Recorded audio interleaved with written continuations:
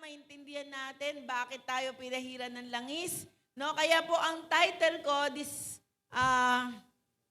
sa itong linggo po na to, ayan, from anointing to assignment. So, praise God. Ayan, nandyan naman po yung PowerPoint. Di ko na po bubuksan yung dito sa akin. So, from anointing to assignment of God. Meron po akong tatlong text na pinagkuhanan. Kaya iisa-isahin po natin lang. Isa-isa, one verse at a time. Bago po yung atin pong subject.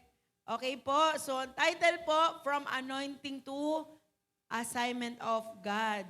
Sa Tagalog, pinahiran upang isugo ng Diyos. Malinaw po ba yon? In-anoint ka, kapatid, sabihin mo sa katabi mo, pinahiran ka para isugo ka ng Diyos. Paano yun, Pastora? First time lang ako umaten, ngayon ko lang, hindi ko man narinig nung last Sunday. Hindi naman po din aksidente, nandito ka ngayon. Kasi po, ipinapaalam sa iyo ng Lord, walang aksidente sa Diyos. Lahat po ay nakaplano. Baguhan ka man o matagal ka nang dumadalo, kapatid, sinasabi sa iyo ng Panginoon ngayon, tinawag ka ng Diyos. Amen? Kaya po, bago po tayo pumunta, dyan po sa mga text po na nakalagay po dyan sa screen, ano ba ang biblical meaning ng anointing? Although sinabi na po ito ni Pastor Ridel last Sunday, para po sa mga ibang wala nung Sunday at maintindihan natin, ano nga ba ang biblical meaning po ng anointing? Ano po? Ang anointing po, sabi nga dyan, sabi ko, pagpahid or pagpapahid. Bakit po pagpapahid? Kasi nilalangisan. Naalala niyo po nung Sunday, meron pong langis si Pastor atin. Although ito po ay natural lang na langis, pero dahil po ito ay itinaas sa Panginoon, idinedicate sa Panginoon, meron po yung tinatawag na pahid or merong pagsama ng Panginoon. Kaya once na nailagay po sa atin yon, ang ibig sabihin mo sa katabi mo, you are anointed. Narinig niya? Ano mo siya? You are anointed. Pag sinabi pong anointed, sa Tagalog po ng anointed, pinahiran ka ng Diyos, pinili ka ng Diyos. No po? So, ang banal na pagkilos ng Diyos, kung saan siya nagbigay or nagbibigay ng kapangyarihan at nag-aatas sa isang tao para sa kanyang layunin sa pamamagitan ng kanyang espiritu. Yun po ang ibig sabihin ng anointing. No po? Ikaw ay pinahiran ng langis as a symbol, no, na ikaw ay inanoint ng Lord through the Holy Spirit para atasan ka or para bigyan ka ng task ang isang tao po, no, na ang layunin ng Diyos ay magawa po natin sa buhay natin. Amen. Kaya po sa isang passage po ng Bible, andito po tayo hindi lang para kumain, matulog, mag-asawa, mag-aral. Tayo po ay nandito dahil meron pong pinagagawa ang Diyos sa buhay natin. At bago ko po simulan, isa po sa pinakamalungkot na buhay ng isang tao, yung hindi niya alam ano ang purpose niya sa mundo. Sino nakakaalam kung anong purpose niya sa mundo? Isa po yan sa pinakamalungkot na buhay ng isang tao. Yung nabuhay siya sa mundo, hindi niya alam ang purpose niya. Kung ang iniisip natin, ang purpose natin sa mundo, para mag-aral, magtrabaho, mag-asawa, magkaroon ng pamilya, correct naman po yan. Pero alam niyo po ba, hindi talaga yan ang purpose mo kung bakit ka sinilang sa mundo. Hindi tayo aksidente. Amen? Wala pong aksidente dito. Lahat po ay pinlano ng Diyos na tayo mabuhay, tumanda ng ganitong panahon hanggang ngayon sa panahon na to, nandito tayo, nag-e-exist tayo sa mundo. It's because meron pong layunin ng Diyos sa buhay ng bawat isa. Naniniwala po ba kayo doon? Sino naniniwala? Taas po ang kamay. So yung anointing po, ang ibig sabihin dyan, sa Hebrew word po, mashak. Di ba? From the word mashak. Mashak. nakakashock kasi ikaw ay may kapangyarihan para mashock ka dun sa kapangyarihan. Amen po ba? Ikaw po ay inanoint, tayo po ay pinahira ng langis. Itinalaga, ibig sabihin, kapatid, dito po sa kaliwa ko, sa kanan, ikaw po ay nakatalaga.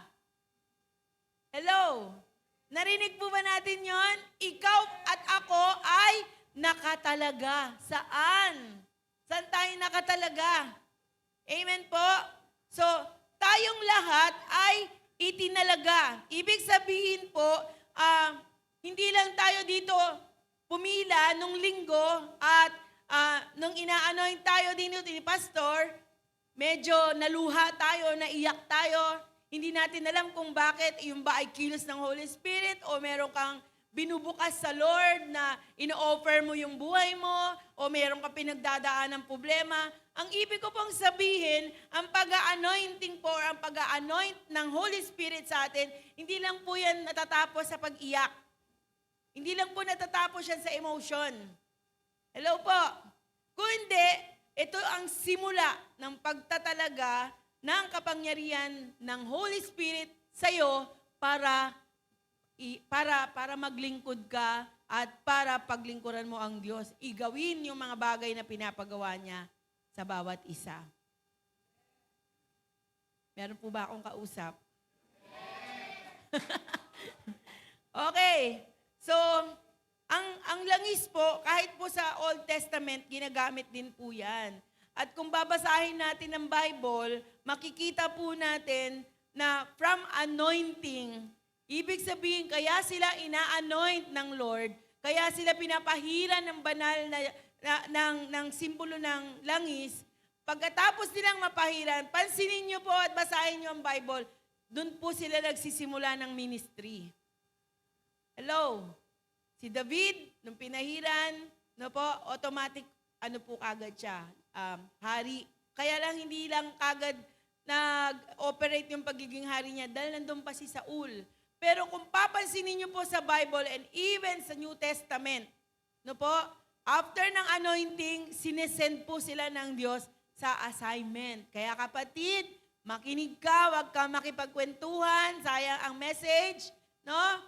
Mula ngayon, sa araw na to, sisimulan ng Lord ang assignment natin at titignan po niya yan kung magagampanan natin. Huwag po kayong mag-alala.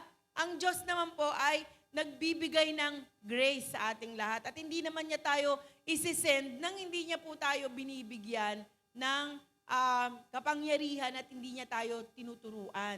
Amen po? Kaya po dito po, ang pagtatalaga sa atin, o pag-anoint sa atin noong last Sunday, itinatalaga tayo ng Diyos para sa isang banal na gawain. Amen po? Sa Old Testament, itinatalaga ang mga hari pagkatapos pong i-anoint, ibig sabihin, tinatalaga sila para maging hari ng Israel. No po? Sa mga kaparian naman nun, ibig sabihin, binubukod. So, ang anointing po ay pagbubukod din sa'yo. Binubukod ka mula sa makamundong bagay o makamundong pamumuhay patungo po doon sa kabanalan po ng Panginoon. Naintindihan po natin? So, ngayon po, sabi po dito sa ating pong outline po, ang pagpapahid o pag-anoint sa atin ng Diyos ay para, ibig sabihin po, meron po tayong accountability. Kaya punta po tayo sa next slide. Ace, paki-ano po yung sa next slide. Ay, hindi pa dahil nailagay. Okay. So, hindi nailagay. Yung nilagayan ko po kasi dyan, anointing plus assignment plus accountability. Okay? So sabi ko kanina, nung Sunday, pinahiran tayo dito ng langis, inanoint po tayo. And then, ibig sabihin, sa pag-anoint po sa atin ng Holy Spirit, ina-assign po tayo ng Diyos sa isang task, no po? At yung assignment po na yan, ito po ay accountability po natin sa Diyos. Kaya po, dahil may accountability po tayo, hahanapin po ng Diyos yung mga pagsunod po natin dyan. We are accountable. Sabihin mo nga, I am accountable. Pag sinabing accountable, kapatid, mga kabataan, katatayan, kananayan, tayo po ay may pananagutan sa ibinigay sa atin ng Diyos. Hello po. Pastora, may edad na po ako eh. Sa Diyos naman, wala naman pong may edad-edad. Pastora, kabataan pa po ako, hindi ko pa naintindihan. Ulitin ko po, wala pong edad sa panawagan po ng Diyos. Kung babasahin natin ng Bible, may mga hari po doon, nagsimula silang mag-reign at the age of 8 years old. Si Josias, na po dalawa yon na nag-reign. 8 years old pa lang sila naging hari. Imagine niyo kung pagbabasihan lang po ng Diyos ang edad, paanong makakapag-reign ng isang 8 years old? Pero makikita natin doon dahil pinahiran po sila, inanoint sila ng Lord, kasama nila ang Diyos sa paghahari po nila. Amen. Amen. Si David, tinawag po siya ni Lord, tinawag siya ni Yahweh, hindi pa rin siya matanda. Kabataan po siya ng time na yan. Sa New Testament, may mga kabataan bang tinawag ang Diyos? Meron po, si Timothy. Bata din po siya nung tinawag po siya ng Diyos sa pamamagitan ni Pablo. Kaya mga kapatid, sinasabi po sa atin ng Panginoon, wala pong age limit ang panawagan ng Diyos. Naniniwala po ba kayo doon? Ang tanong ito po, susundin po ba natin ang Diyos o susundin natin? Wala tayong choice kundi sumunod. Sino po yung handa sumunod sa Panginoon? Yan. Kaya po dito, hashtag, ikaw ay pinahiran ng Diyos upang maglingkod. Amen po ba? Sabi mo sa katabi mo, ikaw ay pinahiran para maglingkod. Yugyugin mo para pinahiran ka para maglingkod. Amen po. Amen. Amen. Kaya, from anointing to assignment. So dito, number 1 points. Punta na tayo sa pointers natin. Yan. The presence of God to empowers. Ano pong sabi ng Isaiah chapter 61, verse 1. Yan.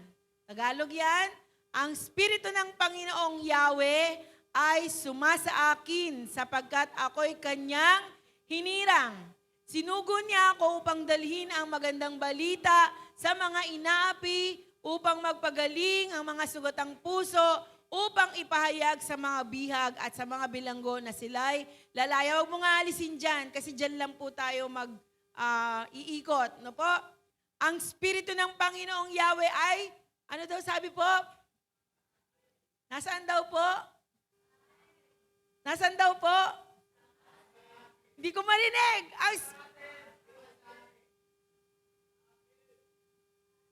Nasa akin lang ba? Sa ating lahat. Sabi po, although yan po ay prophecy po kay Jesus, no po? Si Jesus po yan. Pero asan po ba si Jesus? Ayun, alam pala natin. Kaya po diyan, pwede po natin i-declare na ang Holy Spirit, ang banal na Espiritu ni Yahweh, kanino po? Nasa isang tao lang ba? Sa lahat ng tumanggap kay Jesus. Sabihin mo sa katabi mo, nasa iyo si Holy Spirit. Amen po ba? Kaya walang pwedeng magsabi dito. Walang pwedeng magsabi dito sa Panginoon. Walang pwedeng magsabi sa akin dito na hindi ko po alam yan. O ngayon, pinapaalam po sa atin ng Panginoon, ang Holy Spirit ay suma sa ating lahat. Amen po ba? At yan po ay napakahalagang malaman po ng bawat isa. Yung word po na upon me, sa English po kasi, the Spirit of the Lord God is upon me. Suma sa akin. Nasa atin po. Amen po. At dahil nasa atin yan, ibig sabihin po yan, no po, ikaw at ako po ay meron pong tinatawag na divine empowerment. Sabihin nyo nga, divine empowerment. Pag sinabing divine empowerment, kapatid, ikaw at ako po, meron pong tinatawag na kapangyarihan. Kaya po yung mga nagsasabi dyan, hindi ko kaya eh. Kasi kung titignan mo lang po, na ikaw yan, Yung lakas mo lang yan. Hindi mo talaga kaya. Pero kung ilalagay mo sa isip mo at sa puso mo na yung kapangyarihan pala na nasa'yo, hindi mo kapangyarihan, kapangyarihan pala ng Diyos, ano ang hindi mo magagawa? Amen po ba? Mga kabataan, amen po ba? May kapangyarihan pong nasa inyo, nasa akin din. Ano yun? Kapangyarihan po ng Diyos. Amen? Kaya po sabi po dito, the Spirit of the Lord is upon me. Amen po ba? Upon me. Or nasa atin po. Kapangyarihan yan na galing sa Diyos. Kaya ang anointing ay dapat may pagbabago sa ating kalooban. Nung inanoint po ba kayo ng Sunday rito, may pagbabago po ba tayong naramdaman? Tumapang na ba? Sabi ni Pastor tumatapang. Yung mga dating duwag, tumatapang. Hindi tapang na makipag-away po Yung tapang po na magbahagi, na hindi niya kinakahiya, na binago siya ng Diyos, na hindi niya ikinakahiya, na siya ay tumanggap ng kabutihan mula sa Diyos, pinagsisigawan niya. Amen? Kasi yung iba may ginawa ng kabutihan si Lord, ayaw pa magpatotoo, nahihiya ako Kapatid, sabi ng Bible, kapag kinahiya natin ng Panginoon, pagdating ng panahon, ikakahiya niya din tayo. Sabihin ng Lord, hindi ko yan kilala. Amen po ba? Alam niyo po, hindi naman nakakahiyang ipagyabang na may ginawang kabutihan ng Diyos dahil totoo naman po talaga. Amen? Kaya yung tapang na binigay sa atin dito, no po, na binigay sa atin noong paman, inanoint lang, kumbaga sa parang bagong langis. Di ba? Kasi kailangan langisan ulit dahil nag-change oil. Kahit ang sasakyan, nag-change oil. No po?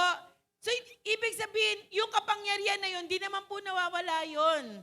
Binibigyan lang tayo ulit ng courage. Sinasabi, pinapaalala lang sa atin ng Panginoon na yung kapangyarihan ng Holy Spirit na yan, nasa atin po yan. Amen? At yung kapangyarihan na yan, sapat po yan para maging matapang tayo, hindi para makipag-away. Kundi magiging matapang tayo sa pagbabahagi na may ginawang kabutihan po sa atin ng Diyos. Amen. Huwag mo ikakahiya, kapatid.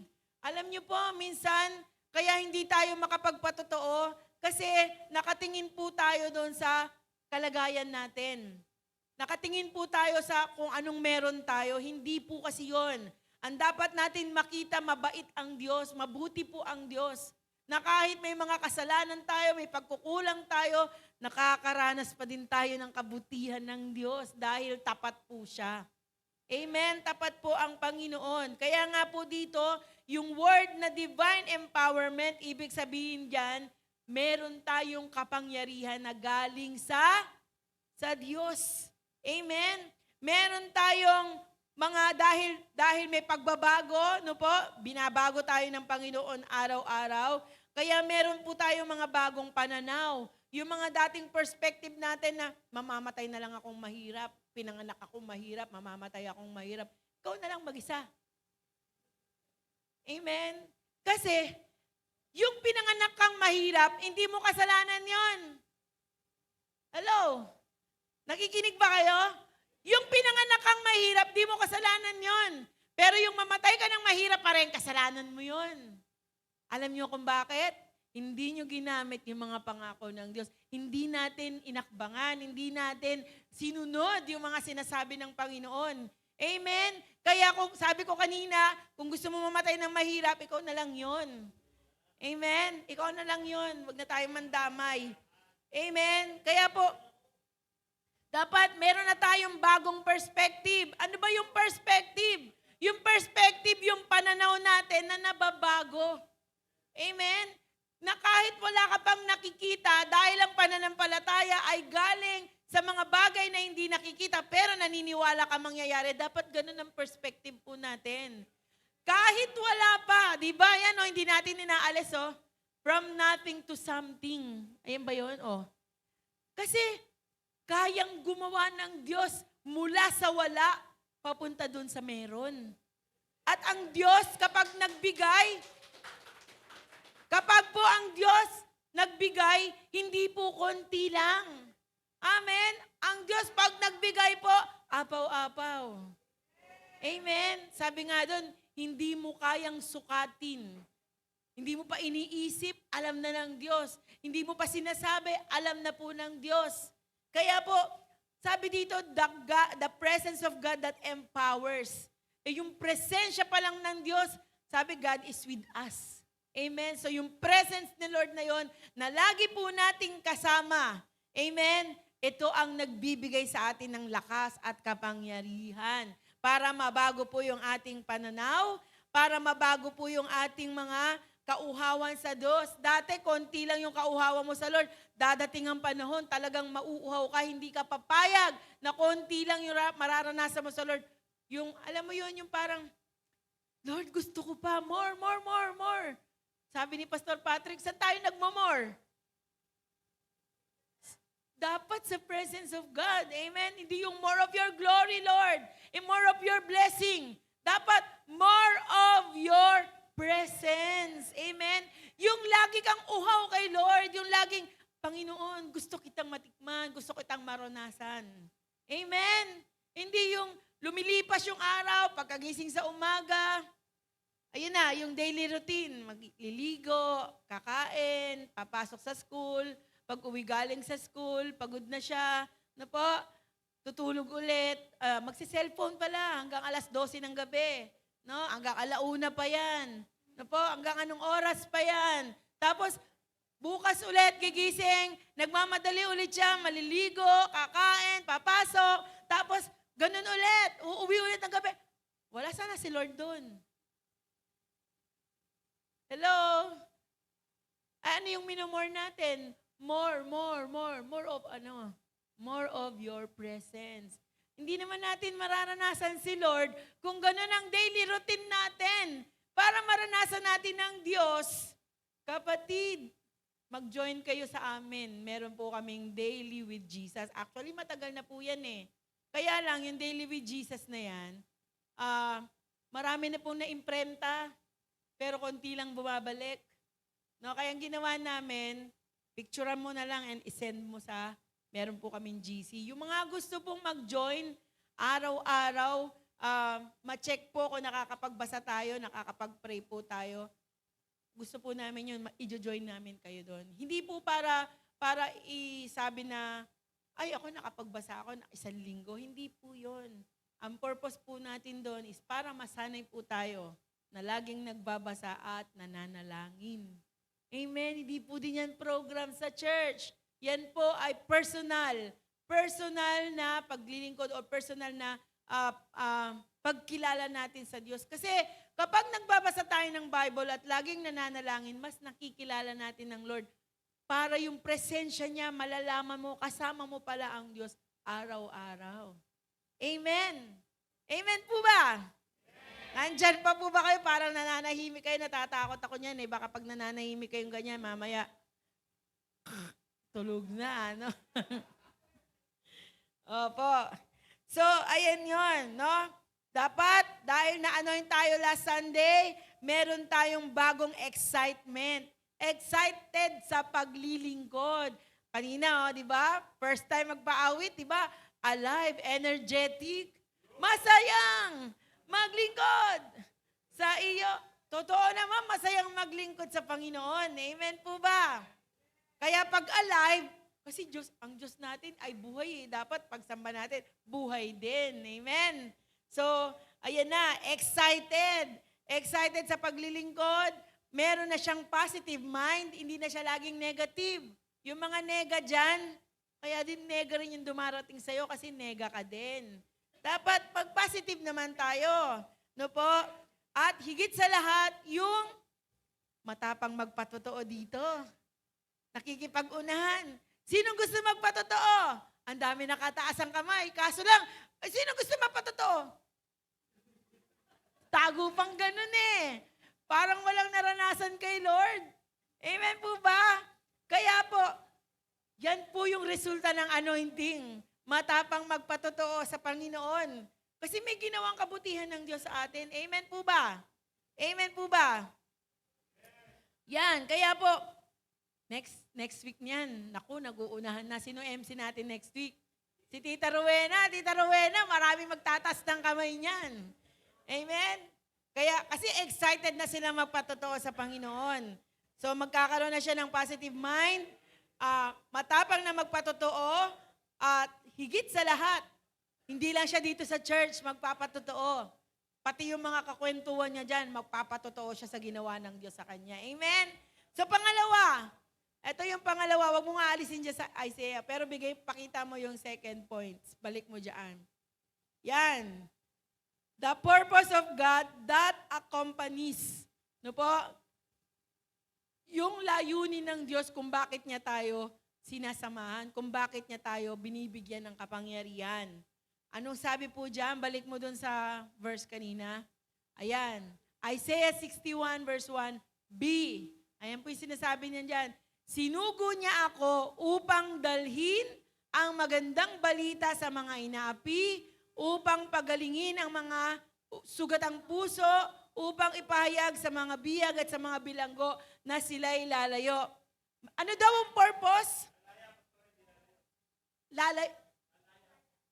At sa mga bilanggo na sila'y lalaya. Okay, sorry po. Kala ko letter O. Sorry po. Ayan. So may purpose po pala kung bakit may binigay ang Lord na kapangyarihan sa atin. Ano po ang purpose? Ayan po, oh. Sabi dyan, upang pagalingin ang mga sugatang puso, upang ipahayag sa mga biyag at sa mga bilanggo na sila'y lalaya, upang dalhin ang magandang balita. Yun ang number 1, no? Kapatid, mga kapatid ko dito po, sa kabila at dito po, ito po yung purpose kung bakit binigyan tayo ng Lord ng kapangyarihan. Hello po ba? Hello? Ano po ang purpose? Ang sabi dyan, upang dalhin ang magandang balita sa mga inaapi. Sino po ba yung mga inaapi? Yung mga inaapi dito, hindi yung kinakawawa po ng lipunan, ha? Hindi po yun. Yung mga inaapi po dito, ito yung mga salat sa karunungan, salat sa spiritual na bagay. Sila po yun, no po? Kasi inaapi sila ng kaaway, inaalipin sila ng kaaway. Kaya kung hindi natin ibabahagi ang mabuting balita, hanggang sa mamatay sila, alipin po sila. Hello? Yan po yung tapang. Sino dito yung matapang? Taas nga yung kamay. Andres Bonifacio, atapang atao. Abaril, abalikat, hindi atakbo. Okay. Sabi po dyan, kapatid, makinig po kayo ha, ito sinasabi ng Lord. Inanoint ka ng Lord, binigyan tayo ng kapangyarihan ng Diyos upang ipangaral ang mabuting balita. Dalhin sa mga tao ang mabuting balita. Ano ba ang mabuting balita? Yung kwento ng kapitbahay mo? Hindi po. Ang mabuting balita, ito po yon. Yung Bible. Yung salita po ng Diyos. Amen? Ang problema, dahil po napakabihira lang magbukas ng Biblia kapag nasa church lang at hindi pa nga nagbubukas kasi meron sa screen. Ano kaya ang isi-share mo? Alam niyo po, hindi naman po tinitignan ng Diyos yung dami ng alam natin sa Biblia. Alam niyo po, sapat na po yung patotoo mo. Minsan yung patotoo mo lang kung paano ka binago ng Diyos, no? Kung ano yung natatandaan mo kahit isang verse sa Bible, ganun na lang ang pag-ibig ng Diyos. Sa sanlibutan, binigay niya si Jesus. Kahit hindi pa nga perfect yung pagkakasabi mo ng verse, as long as nandun po talaga yung halaga ng salita ng Diyos. Kapatid, yun lang po, sapat po yun. Amen? Yun po yung purpose kung bakit po tayo nilagyan ng kapangyarihan, nilangisan ng Holy Spirit nung Sunday. Amen po, na to preach, to heal, to set free, para magpagaling. Yung mga taong nakatanggap ng kagalingan, kapatid, ipamalita mo. Kahit may doktor na ginagamit ang Diyos, pero may Diyos na nagpapagaling. Kung naniniwala ka na gagaling ka at pinagaling ka na ng Panginoon, gagaling ka nga. Amen? Amen. Hindi naman po masamang pumunta ng doktor. Kasi yung mga doktor naman po, ginagamit din ng Diyos yan. At pagkatapos mong pumunta sa doktor at nalaman mo yung diagnose sa'yo, tsaka ka manalangin kasi merong great doctor. Amen? So yung pa lang po, no, makikita natin, nandoon yung purpose na kaya tayo binigyan ng kapangyarihan ng Diyos para po magpagaling ng mga may sakit upang ipahayag sa mga bihag at sa mga bilanggo na sila ay lalaya. Sino ba yung mga bilanggo? Sabi ni Pastor Eden, ang mundo pong ito ay malaking kulungan. Kasi po, marami po talagang tao dito bihag, alipin ng kasalanan. Amen? Invisible po yung mga rehas. Makikita mo ang isang taong bilanggo ng kasalanan, marami siyang bisyo. Ano pa? Kahit sabihan mo po yan, sarado ang isip niyan, bilanggo po kasi ng kasalanan. Baluktot ang katuwiran. Amen? Maraming bilanggo sa mga, tingin-tingin lang tayo sa paligid natin, mga bilanggo. Pero huwag mo sasabihin, kapatid, bilanggo ka. Hindi ganun. Hindi ganun. Sabi mo, kapatid, meron akong i-share sa'yo. Hindi mo nasasabihin bilanggo siya kasi talaga, si Lord lang nakakaalam bilanggo siya. Amen? Pag naririnig mo siya magkwento, imbis na maging baka ka, alam niyo yung baka? Oo nga. Oo nga. Oo nga. Ano po? Ganito po, niya na nagkukwento. Hindi po aksidente nagkukwento siya. At ngayon, ikaw, ito naman, alam mo, kung ano man tawag mo doon sa kausap mo, kapatid, ganito pangalan niya, no? Alam mo, merong Kristo na namatay sa krus at handang bigyan ka ng bagong buhay. Kasi ako, tinanggap ko si Kristo. Ito, kwento mo yung ginawa sa'yo ng Lord. Sapat po yun. Amen. Di mo kailangan maging preacher. Di mo kailangan alamin yung buong Bible. Kung konti pa lang yung nababasa mo. Amen. Ngayon pa lang, pwede kang maging patotoo. Yan po ang dahilan ng Diyos, bakit po niya tayo binigyan ng kapangyarihan. So, dito po makikita natin dyan sa upang, hindi lang siya isang beses sinasabi, kundi paulit-ulit. Ang ibig po sabihin sa Bible po, pag paulit-ulit po yung word, ang ibig sabihin dyan, merong pinagagawa ang Diyos. Amen? O sabihin mo sa katabi mo ulit, merong kang misyon. Meron tayong misyon. Amen? Ano yung misyon natin? Ito po ang misyon natin. Yung mga taong wala pa kay Kristo. Ano po? Yung mga taong nanlalamig na kay Lord. Mga dati nang nakakilala kay Lord pero nanlamig dahil sa mga problema. Yung mga taong bumalik sa lumang buhay. Yung ano na lang sila, dati nang nag-aatan ng church, tapos ngayon nakikita mo ulit, ganun na naman ulit yung buhay nila. Sila po yung mission natin. Amen po ba? So, ito po yun, mga kapatid, FYI po sa ating lahat. Hindi tayo lahat preacher. Amen po dyan. Naintindihan po tayo ng Lord dyan. Hindi po tayong lahat ay preacher o tinawag magpastor. Pero, lahat po tayo, meron pong assignment na magpatotoo, na magsabi po kung anong ginawa sa atin ng Panginoon, na magpatotoo sa kabutihan ng Panginoon, na magpatotoo kung pinagaling tayo ni Lord, ipatotoo po natin yan. Kung mga pinalaya po tayo ng Panginoon, ipatotoo po natin yan. Kahit hindi ka preacher, kahit hindi ka pastor, pero ikaw ay may assignment. Sabi mo sa katabi mo, may assignment ka. O ano yon? Ano yung assignment natin? To testify. Amen? To testify. Kasi lahat po tayong nandito, hindi tayo aksidente, ulitin ko po, tayong lahat ay tinawag. Tinawag para maglingkod, tinawag para yung iba magturo, yung iba para mag-preach, yung iba para magpastor, yung iba para mga laga, para may makatuwang sa church, yung iba para magbigay. Iba-iba po ang panawagan ng Lord. Pero kahit iba-iba po ang panawagan sa atin ng Lord, isa lang po ang assignment nating lahat. Pastor ka man, usher ka man, worship team ka man, media team ka man, ang assignment po nating lahat to testify sa kabutihan po ng Panginoon. Amen po ba? Palakpakan natin ang Panginoon. Kaya po pangatlo, ito po para maintindihan ulit natin. Sabi ng Acts, ayan po yun, the power of God that activates. Anong sabi po dyan sa Acts 1:8? You shall receive power. Ano po?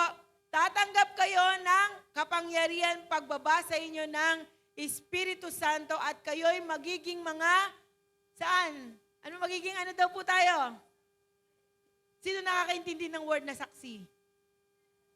Amen. Hindi po yung saksi, from the word saksi, witness.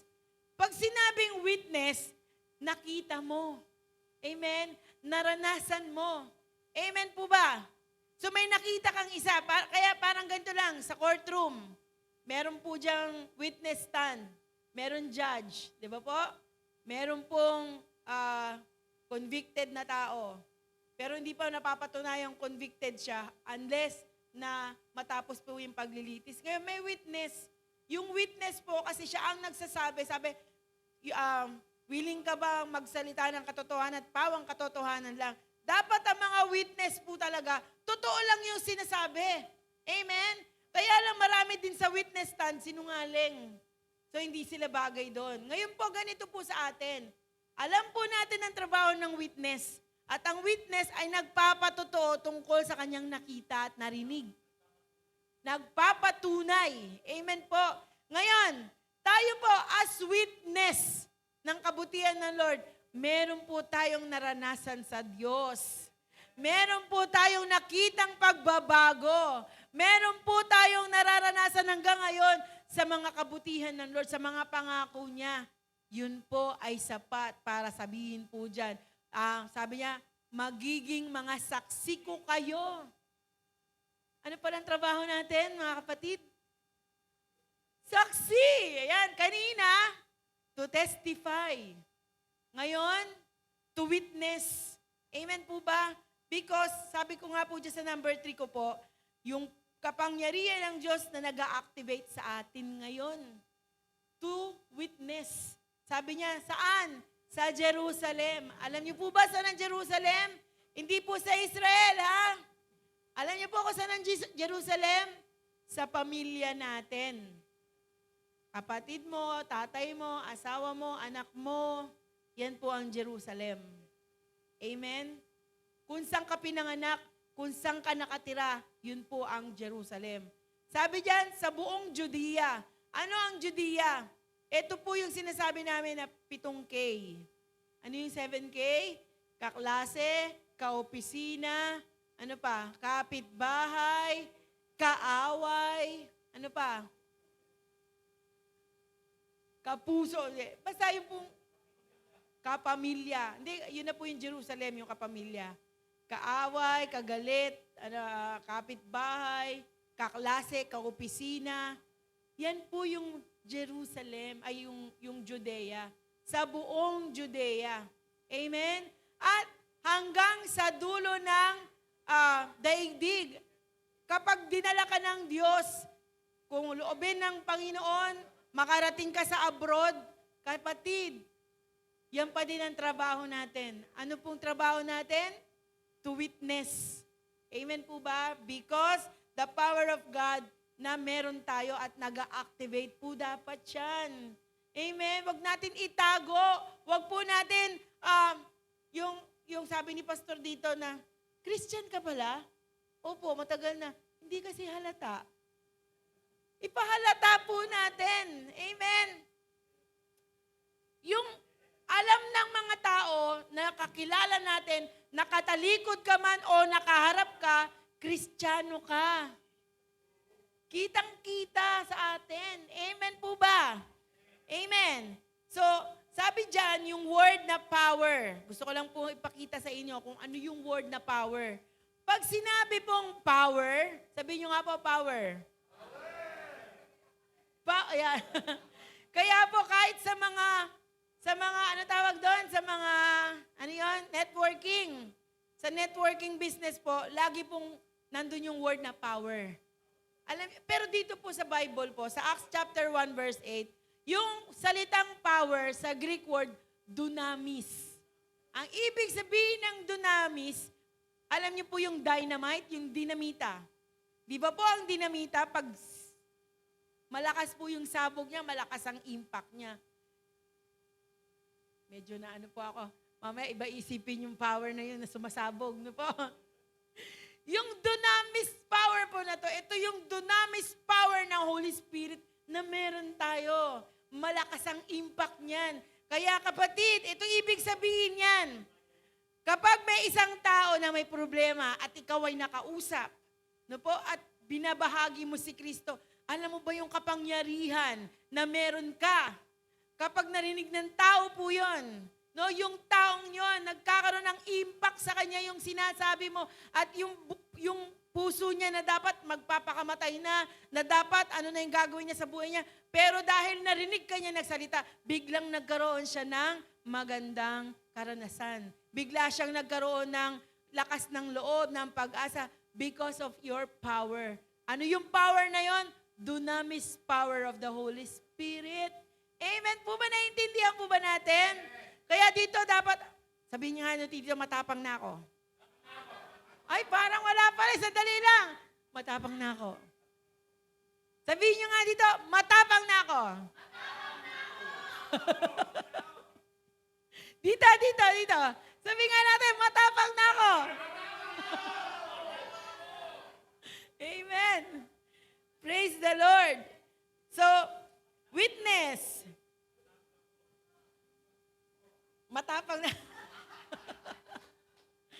Okay, yung witness. Sabi ko na po kanina, ang witness po, o mga saksi, balik tayo dito, makinig tayo.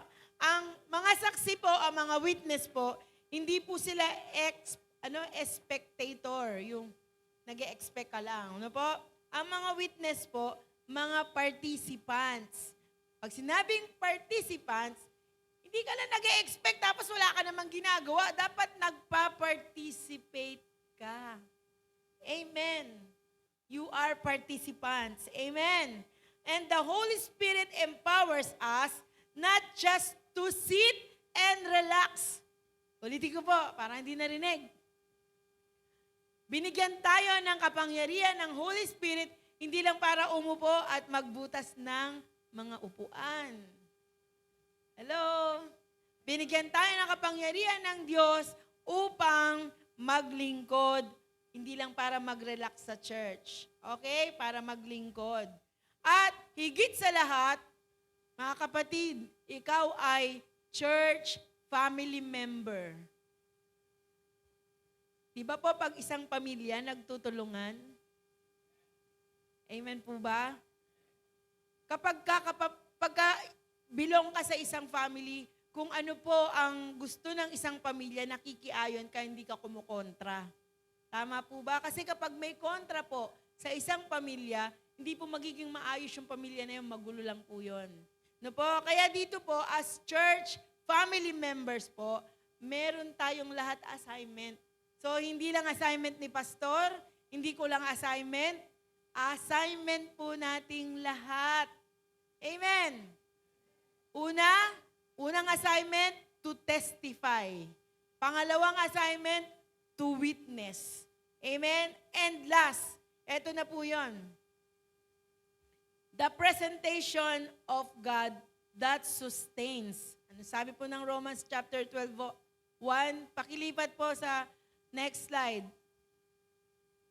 The presentation of God that sustains. Sabi ng Romans chapter 12 verse 1, present your bodies as a living sacrifice. Sabi doon, alang-alang sa masaganang habag ng Diyos sa atin, ako'y nakikiusap sa inyo na ialay ninyo ang inyong sarili. Ano pong sabi diyan ni Paul? Ialay natin yung alin po? Mga sarili. Now, ang question, mga kapatid ko kay Kristo, willing po ba kayo mag-alay ng sarili natin sa Panginoong Yesus?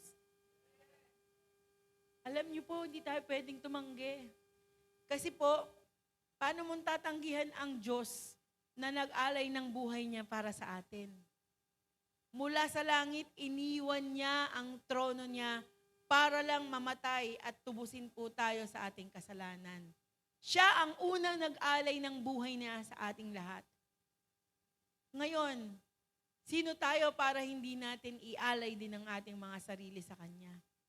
Kasi pag hindi natin kayang ibigay ang buhay natin sa Panginoon, parang wala tayong utang na loob. Amen po? Parang hindi natin kinikilala na may ginawa ang Diyos sa buhay natin. Amen? Amen po ba? Kaya po dito po, ang sabi po ni Paul, nakikiusap siya, alang-alang sa masaganang habag ng Diyos. Yung kasaganahan ng habag ng Diyos. Kasi lahat po tayo, hindi karapat-dapat. Papunta nga tayong impyerno eh. Pero dahil nahabag ang Diyos sa ating lahat, kinahabagan, kinaawaan, tinignan tayo ng Diyos na mahalagang kaluluwa na dapat niyang bigyan ng buhay. Kaya po yung kanyang sariling anak, yung kaisa-isang bugtong na anak ng Diyos, pinababa niya dito sa lupa para lang mamatay sa krus at magbata ng lahat ng paghihirap natin.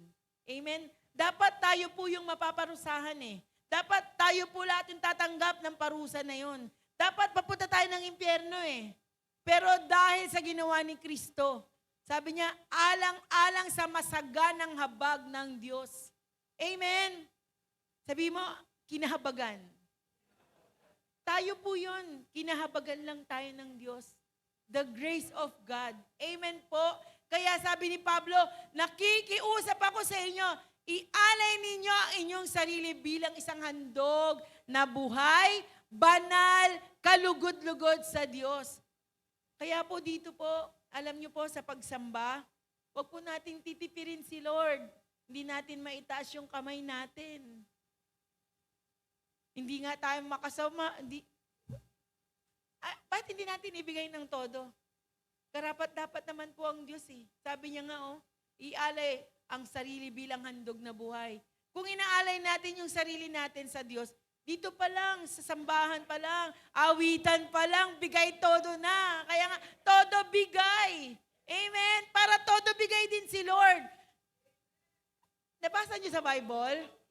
Nabasa niyo sa Bible, no worship, no rain? Pag walang pagsamba, walang blessing. Isipin mo, ako ba nakakapagbigay ako ng todo-todong samba? Baka kaya wala pa akong blessing kasi hindi ko natutodo yung pagsamba ko. Kaya sabi, todo mo, itodo ng itodo mo. Todo. Pag sinabing todo. Kahit pinapawisan ka, kahit malabas na yung maskara mo dito, okay lang. Kahit magmukha ka pang multo. Amen. Yung iba nga po, tumutulo na yung uhog. 11 kasi bakit? 11, tas dito 11. Alam niyo po, huwag natin iintindihin yung sasabihin ng tao. Hello? Isipin mo, ang intindihin natin yung sasabihin ng Lord. Nalulugod ba si Lord sa pag-awit natin, sa pagsamba natin? Natutuwa ba siya? Na-bless ba siya? Amen. Amen po ba? Siguro sa linggo naman, wala nang magtitipid. Kung kailangan niyan lumundag. Kaya lang yung mga SK na katulad ko, di na hinihingal na po ako eh. Kahit gusto kong itodo. Pero kaya pa din. Kaya lang, yung lundag ko, hindi katulad dati, yung lundag, umaangat yung paa. Ay ngayon, lundag ko, hindi naman umaangat yung paa. Tumitingkayad na lang. Pero hanggat kaya po natin, mga kapatid, itodo natin. Ayan kasi alang-alang sa masaganang habag, kinahabagan lang tayo ng Diyos. Kaya po, ialay natin ang ating mga sarili bilang banal, kalugod-lugod, at karapat-dapat sa pagsamba. Lagi po natin isa sa puso at isa sa isip po yan. At higit sa lahat po, ang gustong sabihin sa atin ng Lord, yung presentation ng God, ng Diyos na nagsusustain sa atin, yung araw-araw po na pag-surrender natin sa Diyos. Nandyan pa po ba kayo? Yung araw-araw na pag-surrender po natin sa Diyos, yung tinatawag na daily surrender to Jesus. Kasi hindi lang po pag Sunday worship service po tayo dito, ganito. Kundi everyday, kahit nasa bahay po tayo, araw-araw isuko natin yung sarili natin. Kasi po, alam nyo, sa totoo lang, hindi naman natin kayang magbago. Sino ditong kayang magbago? Magagawa mo siguro magbago isang linggo, isang buwan. Pero yung forever na pagbabago, hindi po. Bumabalik tayo sa dati. Totoo po yun, hindi. Totoo, kahit sabi nga ni Pablo, gusto kong bumait pero di ko magawa. Di ba? Alam niyo po, kung hindi po natin usisurrender sa Diyos, araw-araw yung mga buhay natin, yung mga sarili natin, hindi naman natin kayang baguhin ang sarili natin. Biyaya ng Diyos na tayo ay mabago. At yun po ang gusto ng Panginoon, yung daily surrender. Amen? Yan po yung ibig sabihin ng Romans chapter 12:1. Para maging buhay ang ating pagsamba, para maging banal at kalugod-lugod sa Diyos, i-surrender natin. Meron akong kinuha sa ito daw po ang ibig sabihin ng surrender. Sandali lang po, mag-sidetrack ako ng konti. Ito po yung ibig sabihin ng surrender. Ang surrender daw, yung letter S, submit your heart to God. Sinasubmit natin yung puso natin sa Lord. Yung U, surrender, no? I-acronym ko po. Yung S, submit your heart to God. Yung U, unload every burden on Him. I-unload natin. Ibigay natin sa Diyos lahat ng mga kabigatan sa puso natin. Yung R, release what you cannot control. Palayain natin yung mga hindi natin kayang i-control sa sarili natin. Hindi natin kayang i-control yung dila, hindi natin kayang i-control yung kilos, i-release natin yan sa Lord. Yan po yung R. Yung R pa ulit, S-U-R, yung another R, rest in His perfect peace. Mamahinga tayo sa kanyang kapahingahan. Amen? Sapagkat ang Diyos ay prinsipe ng kapayapaan. Letter E, entrust your plan to the Lord. Ito mahalaga to. Pagkatiwala po natin yung mga plano natin sa Diyos. Kasi pinakamagandang plano, yung plano ng Diyos para sa atin. Amen? Letter N, know that God is working for your good. Alalahanin po natin na ang Diyos ay gumagawa para sa ating ikabubuti. Amen? And letter D, depend fully in His strength. Sa Kanya lang talaga tayo mananangan, wala nang iba. Amen? Empty, yung letter E. Empty yourself and let God fill you. Kasi hanggat puno po tayo, hindi tayo mafi-fill ng Lord. Kaya i-empty natin yung mga sarili natin. I-release po natin kasi parang timba lang yan. Kapag puno na po yung timba, wala ka nang pwedeng ilagay kasi puno na. Aapaw na po yun. Kaya po i-empty natin. Letter R, receive His will with trust. Tanggapin po natin yung kalooban ng Diyos at pagkatiwala natin sa Diyos kung ano man po yung gusto niyang gawin sa atin. Amen, wag na tayong kokontra. Hayaan natin ang Diyos masunod ang kalooban niya sa buhay natin. Amen po ba? So, sisend ko tong surrender na to sa ating GC po para ma-remind po tayo lagi. Sisend ko po ito. So, ayan po yun. Kaya, daily surrender to Jesus. Hindi lang pag Sunday worship service, kundi sa ating buong buhay, kasama na yung ating mga trabaho pag linggo. Yan. Yung Sunday mo, kapatid, isurrender mo yan kay Lord. Amen? Huwag mong ipagtrabaho yan dahil araw ng Diyos yan. Amen? Yung buong pamilya mo, isurrender mo yan kay Lord. Amen? Buong family.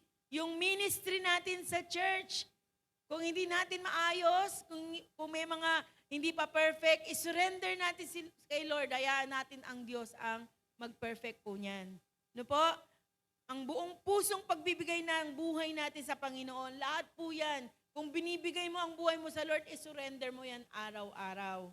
Amen? At higit sa lahat, to po, ang higit sa lahat na pag-surrender ng ating mga character. Sino may mga character dito? Ako po, number 1, may character po ako. Amen? Kasi nakikita ko yung sarili ko, di pa ako perfect. Kasi kaya ko pang magalit. At lahat naman nagagalit pa. Amen? So, i-surrender natin yung character. Hindi natin kayang baguhin ang sarili natin, pero tutulungan tayo ng Diyos para magbago. Kaya #surrender. Amen? And as my conclusion, eto po yun. Tinawag ako ng Diyos, tinawag tayong lahat ng Diyos, inanoint tayo ng kanyang spirito para mag-apoy at mag-alab sa paglilingkod at bilang kapamilya dito sa LOTN Arayat, tumulong tayo sa gawain at makipag-isa tayo sa misyon ni Kristo sa buong mundo. At ang misyon ni Kristo sa buong mundo, dalhin sa paanan ng Diyos ang mga taong wala pa kay Kristo. So tayo po ay to witness at to testify. Amen po. So higit sa lahat, tayo ay dinala dito ng Lord, dito po sa church na to. Hindi lang para maging decoration. Sabi mo sa katabi mo, hindi ka decoration. Instrument ka. Instrument ka. Amen? Kahit bago ka lang, sasabihin ng bago, ay, bakit ba ako napunta dito? Napilit lang ako umattend dito. Pero alam niyo po, ulitin ko, wala pong aksidente. Ikaw po at yung mga bago pong na-welcome dito kanina, hindi po kayo aksidente. Pinaparinig po sa atin ng Lord to para alam mo kung anong purpose mo sa buhay mo. Amen po. Hindi tayo dinala ng Diyos dito sa church na to para maging decoration lang. Hindi tayo para mag-expect lang ng gagraduate pala tayo dito. Hindi po yun. Tayo po ay dinala ng Diyos dito sa church natin para i-designate. Saan? Saan tayo i-designate ng Diyos? Dito po, pag Sunday, pwede tayong tumulong-tulong dito. Kung ano po yung maitutulong natin, pwedeng magwalis, pwedeng magligpit ng upuan, pwedeng magugas ng pinggan, pwedeng tumulong magluto kung meron kang gift sa pagluluto, pwede kang mag-media, pwede kang, sa worship team, sa dancing, pwede yan. Paglilingkod yan pag Sunday service. Pero alam niyo po, dinidesignate talaga tayo ng Lord. Saan tayo dinidesignate ng Lord? Saan ka ba nakatira? Saan ka ba dinadala ng Lord? Okay, sa site tayo nakatira, sa Bitas. Wala ka bang school? Wala ka bang office? Wala ka bang ibang nakakausap na ibang tao? Yan po ang designation po natin. Amen? To testify, to witness. Amen po ba? Hindi mo kailangan maging preacher. Hindi mo kailangan maging pastor. Amen? Kahit ano ang position mo dito sa church, worship team, media, ushers, pastor, assistant pastor, bago ka lang, na-invite ka lang dito ngayon, kapatid, pinapaalam sa atin ng Lord. Ayan po yun. Tinawag ka ng Diyos upang magamit sa kanyang kaharian. Sabihin mo yung hashtag.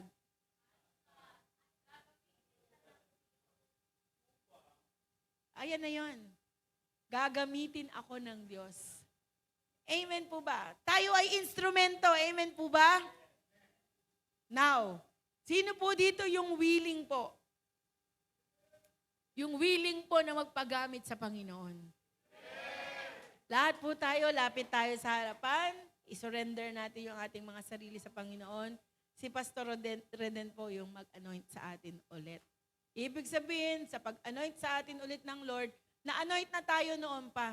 Na-anoint na tayo nung Sunday. Pero ito po kasi, yung pagtatalaga sa atin ng Diyos na ikaw, as yourself, tayo pong lahat dito, nagpapagamit sa Diyos. Amen po? To testify and to witness para po sa kabutihan po ng Diyos. Tinawag tayong lahat ng Diyos. Amen po?